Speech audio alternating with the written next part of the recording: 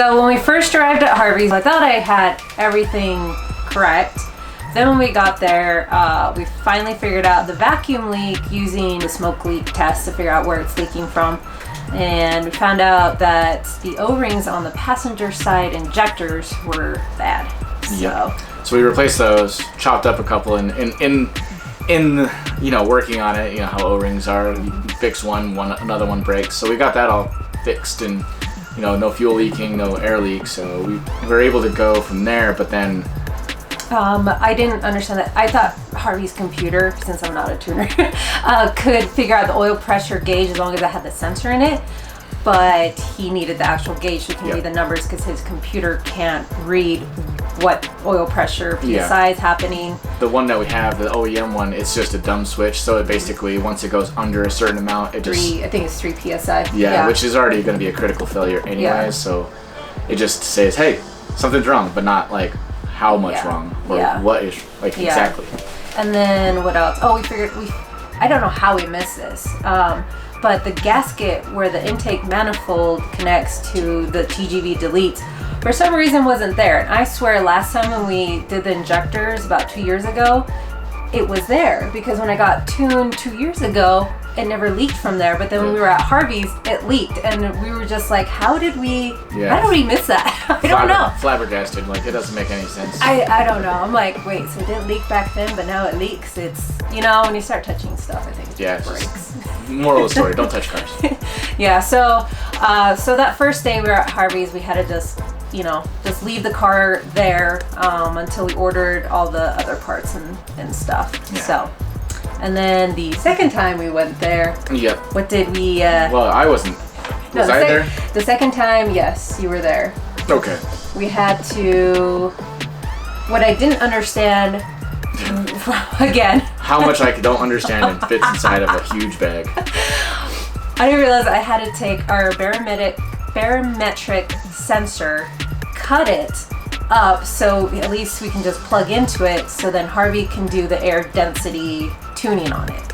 So I didn't have ours with us, so he was able to at least find one. Him and Jesse and Zach, they scoured their shop, they found an old one, they cut it up for me, and they plugged it into the car. And then something happened on the second time. Can't remember why we couldn't tune it. Well, I know our oil pressure sensor failed. That's what it was. We got the gauge in. The electric gauge. But it wasn't reading right, so Harvey was like, well, I can't tune because this is reading all wrong. Like, it was reading outrageous numbers. So we've, returned it, got a new one in, but it took months. So we had to go to a manual oil pressure gauge with a capillary. It was super old, ghetto. Nate installed it outside on my windshield wiper because we didn't want that oil inside the car in case it decided to explode. And I wanted the electronic one anyways because I already installed it, so I don't really want to reinstall another gauge. So So today I'm heading over to Harvey's shop at Boost Creek to get the car tuned finally. Third time's a charm. It's the third time we have been here to get the car tuned, and unfortunately Nate can't join me today, so it'll just be me. So fingers crossed. Oh my gosh, really hope she behaves today. So Harvey is breaking in my car right now on the dyno. After we had a few scares out on the road, we didn't feel comfortable breaking it in on the streets anymore, so we wanted it to be broken in a nice controlled environment where Harvey can watch everything that's going on in the car, and we can, just shut it down immediately if something goes wrong. So as you can hear, 100%, I'm so happy. I want to cry. I can't wait to get back on the track and just have fun again. Everything was going fine. Harvey was breaking it in. It sounded great. And then all of a sudden, when he was ready to tune and the car got into boost, it started misfiring on cylinder, I think it was 4. Unfortunately, there was a short in the car. There was a wire that was cut that we didn't cut, and nobody else that we know has cut it.